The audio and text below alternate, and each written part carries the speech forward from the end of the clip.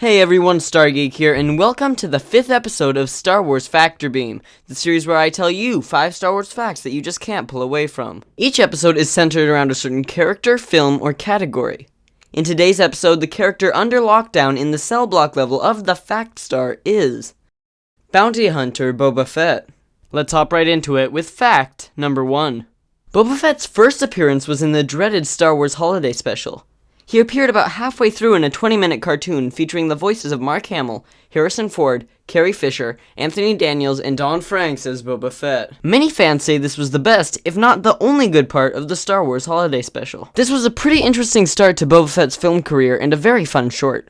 Just a side note, I loved the look on Chewbacca's face when Boba puts his arm on Chewie's chest. Stay here while I get the syrup.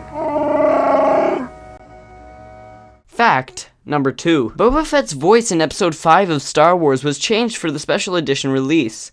Boba's original voice was done by Jason Wingreen, but was changed to Temuera Morrison, aka the actor who played Jango Fett in Episode 2. Many fans have remorse that George Lucas changed the original voice and are outraged at the director.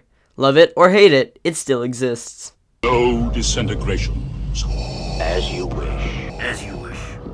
You may take Captain Solo to Jabba the Hutt after I have Skywalker. He's no good to me dead. He's no good to me dead. You're being put into carbon freeze. What if he doesn't survive? He's worth a lot to me. What if he doesn't survive? He's worth a lot to me. Put Captain Solo in the cargo hold. Put Captain Solo in the cargo hold. Fact number 3.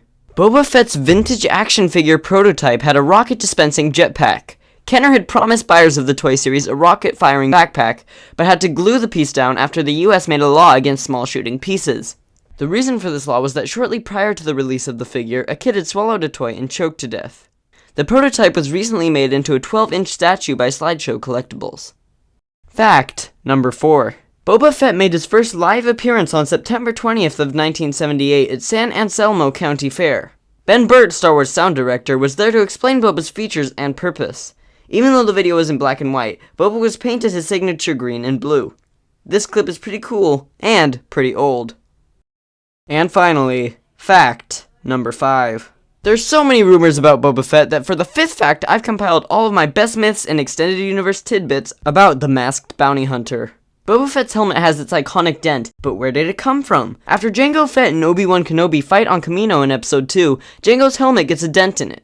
According to the EU, Boba reuses his father's armor and ship, but just repaints them. According to fans, Boba Fett did not die in the Sarlacc pit. He blasted his way out of there, but was badly injured and nursed back to health by Dengar. Boba Fett, Twin Engines of Destruction comic book, considered to be one of the best renditions on Boba Fett ever, has Boba Fett fighting an imposter Mandalorian. Boba Fett not only owns the Slave 1, but the Slave 2, 3, and 4. And finally, the one fact you've been waiting for. Boba and Jango have some sick moves on the dance floor.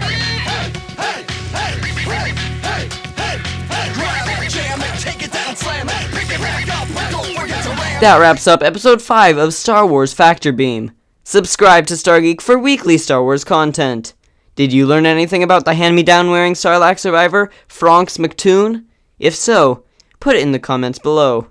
Until we meet again in a galaxy far, far away, this has been Stargeek.